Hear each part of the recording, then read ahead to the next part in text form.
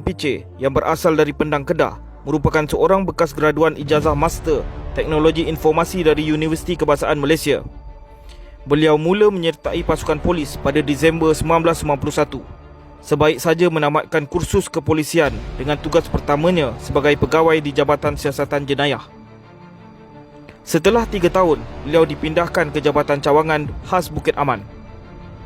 Beliau terus berada di cawangan khas itu sehingga tahun 2020 dan telah diberikan kepercayaan memegang pelbagai jawatan di jabatan tersebut.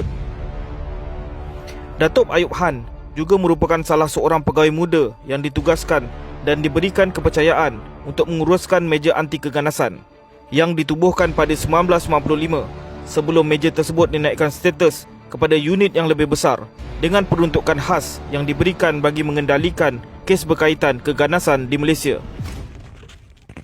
Pada tahun 2016, beliau telah dilantik sebagai Ketua Unit Anti Keganasan. Beliau bertanggungjawab mengetuai bahagian Counter Terrorism E8 Cawangan Khas Polis Diraja Malaysia PDRM.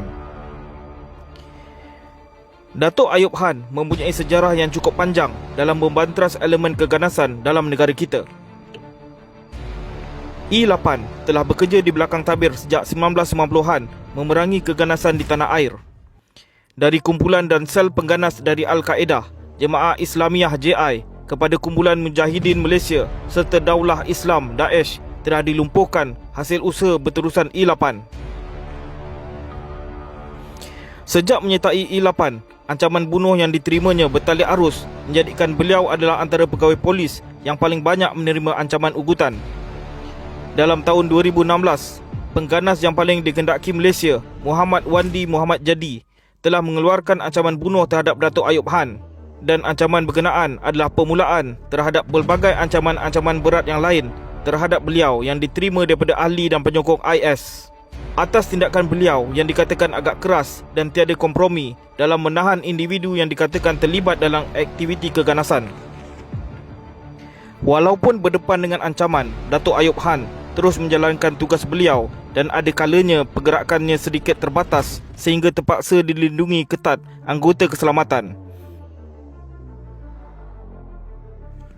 Banyak spekulasi mula bertiup kencang sejak pengumuman Ketua Komunikasi Korporat PDRM Urus Setia Ketua Polis Negara KPN Datuk Asmawati Ahmad menerusi satu kenyataan bahawa Datuk Ayub akan menggantikan Datuk Muhammad Kamarudin Maddin yang akan bertukar ke bahagian pentadbiran Jabatan Pengurusan Bukit Aman. Antara spekulasi yang tersebar ialah: pertama, siasatan kes-kes melibatkan LTTE.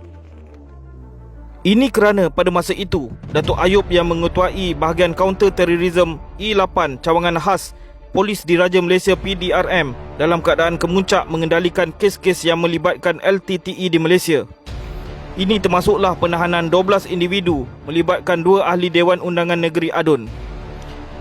Walaupun pada akhirnya Jabatan Peguam Negara membuat keputusan memberhentikan prosiding undang-undang terhadap 12 lelaki warga tempatan yang berdepan tuduhan menyokong kumpulan LTTE.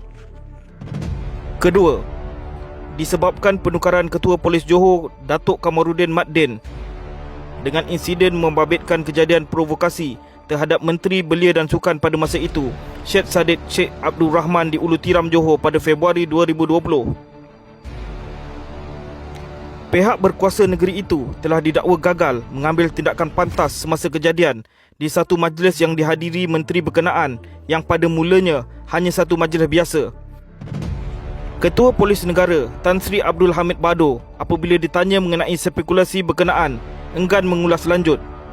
Katanya jika hendak mengaitkan dengan insiden berkenaan terpulang kepada andaian masing-masing. Menurutnya lagi, pelantikan Datuk Ayub Han Maiden Piche sebagai Ketua Polis Johor bertujuan memberi pendedahan dan pengalaman baru kepadanya. Datuk Ayub Han sudah berkhidmat di Cawangan Khas Bukit Aman untuk tempoh masa panjang dan perlu bertugas di luar.